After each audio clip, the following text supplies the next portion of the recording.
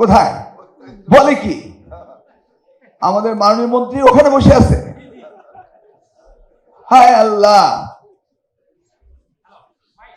একটা হাততালি দেন তো জোরে। কেন বললাম হাততালিতে জানেন? ইশরাক সাদিক হোসেন খোকা ভাইয়ের ছেলে, আমাদের প্রয়াত নেতা। খোকা ভাই একজন সাধারণ মাটির মানুষ ছিলেন।